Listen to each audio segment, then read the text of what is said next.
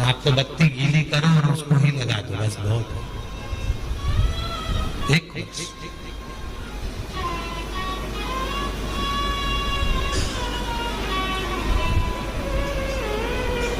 एक माघ महीने में एक कथा मिलती है।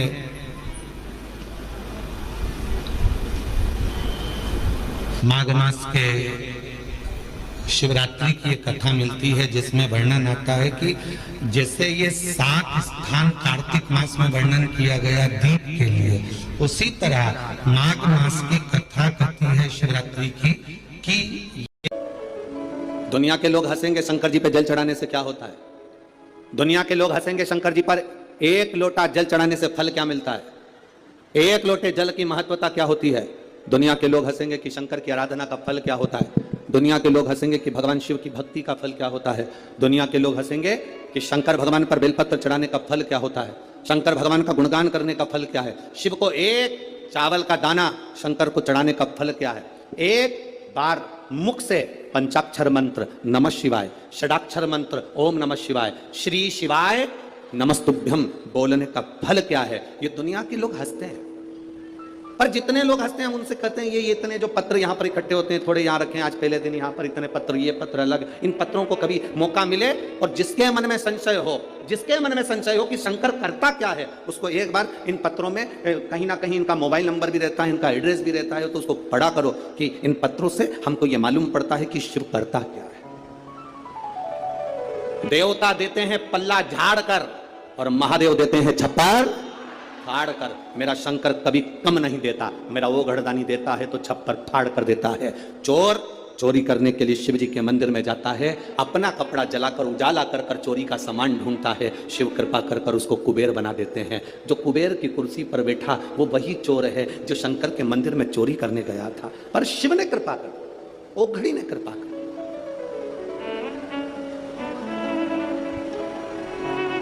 वो करुणा सागर। शंकर के जो भक्त होते हैं वो 3 बार रोते हैं। कितनी बार रोते हैं? 3 बार। शिव के जो भक्त होते हैं वो 3 बार रोते हैं। पहला, जब भगवान शंकर को पुकारते हैं, उसके हृदय में बड़ी तकलीफें होती है, कष्ट होता है, दुख होता है, तब वो भगवान को पुकारता है, तब रोता है।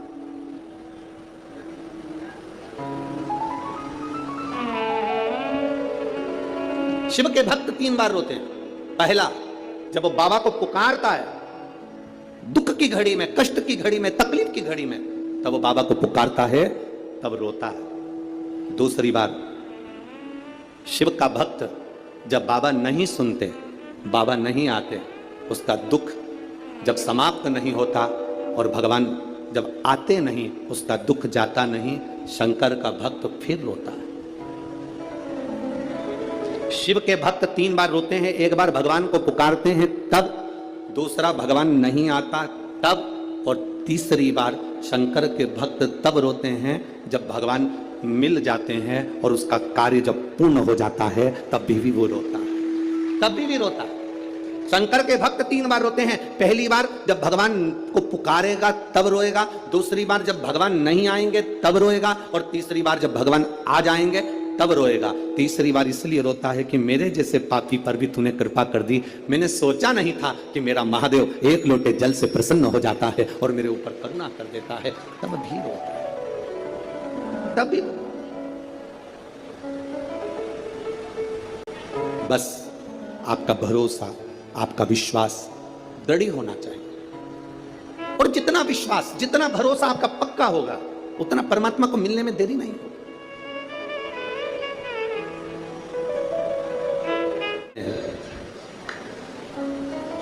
पार्वती जी को दूसरा वर देवाधिदेव महादेव दिया। एक वर दिया व्रत, नियम, साधना, तपस्या, तप करने वालों को शिव और शक्ति बल देते। दूसरा वर देवाधिदेव महादेव माता पार्वती जी को दे दे। पार्वती, और देखो, बिना बल के, बिना अगर कोई तप साधना अगर कोई करे और भगवान शिव की कृपा ना हो, माता रानी की, स्वयं माता पार्वती की दया ना हो तो कोई व्रत किसी का सफल नहीं होता।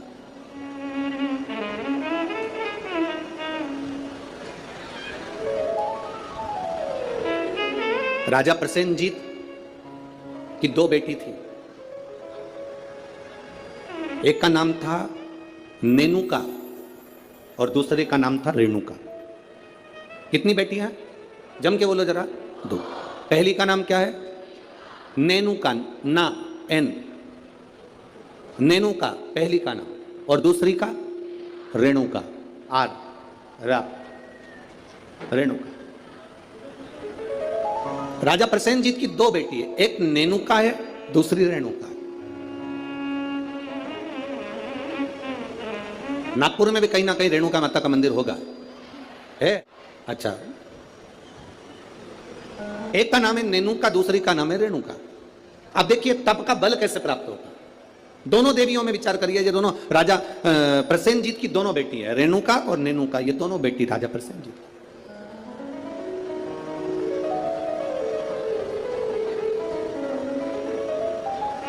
प्रथम नेनुका का जन्म हुआ और नेनुका का जब जन्म हुआ तब नेनुका उस जन्म को पाने के बाद में अपने राजसी कार्य में अपने पिता के साथ में रहने लगी, कार्य करने लगी। दूसरे नंबर पर आई है रेणुका। रेणुका का जब से जन्म हुआ, जब से रेणुका जन्मी, उस दिन से उसने केवल अपनी मां रेणु से एक बात सीख ली कि जो कुछ मिलेगा वो अपने कर्म से मिलेगा, जो कुछ मिलेगा वो अपनी मेहनत से मिलेगा। इसलिए मत बुरे कर्म कर बंदे वरना पछताएगा, भगवान की आंखों से तू बच नहीं पाएगा, तू बच नहीं पाएगा। हम जिस कर्म को करें उस कर्म के बल पर हमें प्राप्ति हो। एक पत्र आया है, देखिए।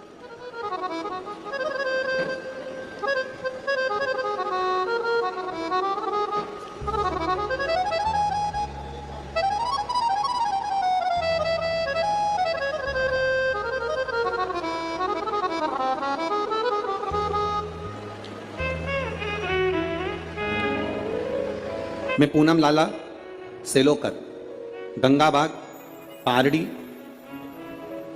गंगाबाग पारड़ी, पारड़ी है, पारड़ी। पार्वती जी को भगवान शिव ने एक शिव और शक्ति का बल देना और दूसरा वचन, देवादिदेव महादेव ने माता पार्वती को दूसरा वचन, दूसरा वर दिया था। पार्वती सुन, संसार में रहने वाली नारी, पुरुष, बच्चे, बूढ़े, इस मृत्यु लोक में जो रह रहा है, संसार में अगर उसके जीवन में कभी दुख की एक घड़ी भी आई है तो उसके कर्म से आई है। उसने जो पूर्व में कर्म किया होगा उसके अनुसार उसको एक दुख की घड़ी में भोगना पड़ा है। पर उस दुख की घड़ी में पार्वती, अगर उसने भूलवश भी मुझे याद किया, शंकर कहते हैं मैं उसी क्षण उसके दुख को मिटाने के लिए संसार सागर में पहुंच जाऊंगा। मैं वचन देता हूं। ये माता पार्वती जी को शिव जी ने दो वचन दिए। पार्वती एक, शिव और शक्ति का बल व्रत उपास साधना तप करने वाले को मिलता है। नवरात्र का व्रत करने वाले कई लोग नंगे पैर चलते हैं, कई लोग एक समय दूध लेते हैं, कोई कहता है कि मैं लौंग पर व्रत करता हूं, कोई अपने शरीर पर जवारे वो लेता है, कोई कुछ नियम धारण करता है, कोई कुछ नियम धारण करता है। सारे नियम व्रत साधना तप जितने लोग करते हैं, घबराने की जरूरत नहीं। ये बल तुम्हें जो देता है वो शिव देते हैं, वो भगवान शंकर शक्ति के साथ देते हैं। और ध्यान देना, दुख की घड़ी में अगर तुम्हारे कर्म के अनुसार तुम्हें दुख भोगना पड़ रहा है तो उस दुख में भी घबराना नहीं। अगर दुख परमात्मा ने दिया है तो वो उस दुख को समाप्ति का बल भी आपको प्रदान करता है। वो शिव तत्व है, वो घड़ी है, वो शंकर है, वो घड़ी शिव है।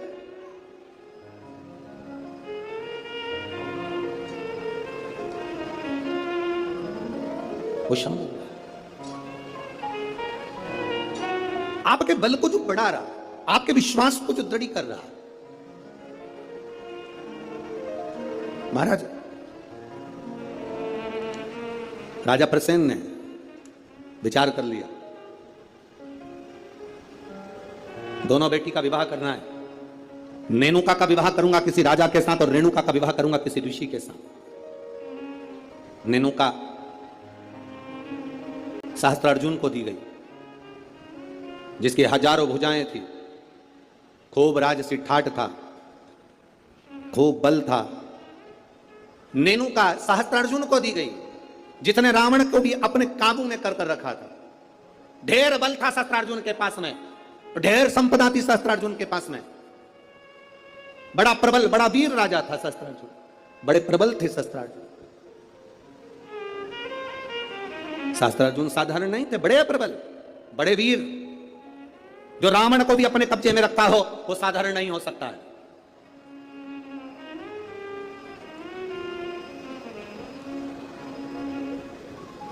राजा सहस्त्रार्जुन को अपनी बेटी रेणुका का विवाह कर दिया।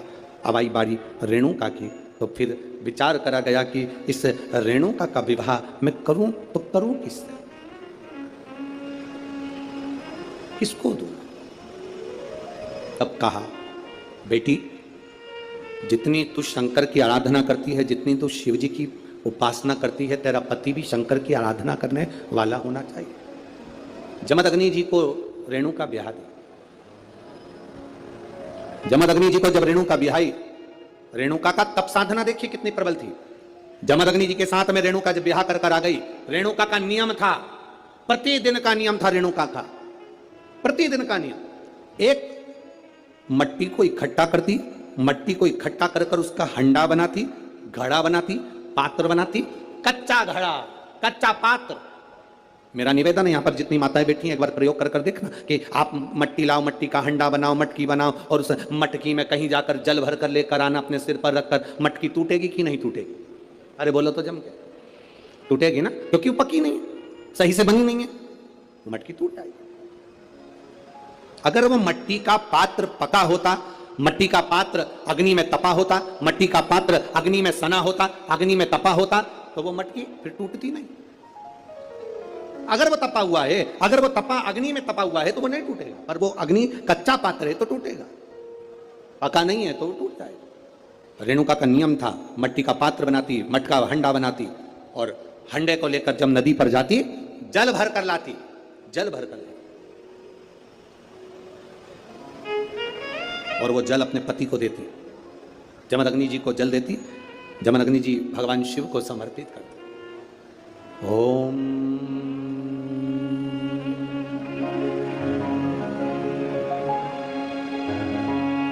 नमः शिवाय।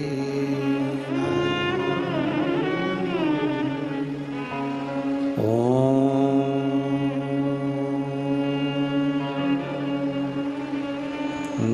नमः शिवाय। ओम नमः शिवाय। घड़ा लाई, जमदग्नि जी को दिया, जमदग्नि जी ने शिव जी को समर्पित किया। कच्चे घड़े में जल भरना, लाना, शंकर जी के लिए अपने पति को देना, समर्पित करना। सबसे कठिन काम, कच्चे घड़े में जल भरकर लाकर पति को देना और जल समर्पित करना। एक बार जमदग्नि जी के मन में भाव प्रकट हो गया कि मेरी पत्नी रोज घड़ा बनाती है, रोज हंडा बनाती है, रोज कच्चा घड़ा तैयार करती है और रोज जल भर कर लेकर आती है। मेरी धर्म पत्नी, आखिर ऐसा क्या तप साधना, ऐसा क्या तपबल, ऐसी क्या प्रबलता जो कच्चे घड़े में जल भर कर लाती है? कच्चे घड़े में जल भर कर लाना।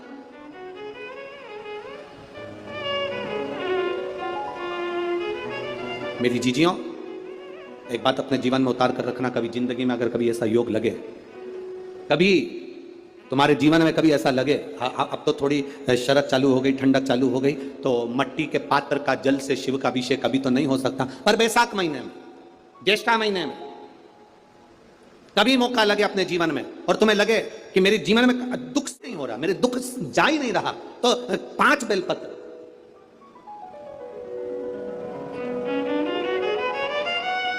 5 बेलपत्र। एक आप लोगों को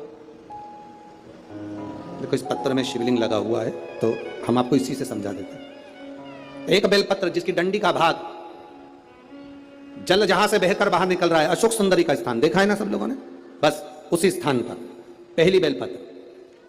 दूसरी बेलपत्र पार्वती जी के स्थान पर, अर्थात जो जलाधारी है वहां पर। तीसरी बेलपत्र शंकर भगवान के शिवलिंग के सम्मुख में जहां आप बैठे हो वहां बैठकर डंडी का भाग विपरीत दिशा में रखकर, तीसरा बेलपत्र।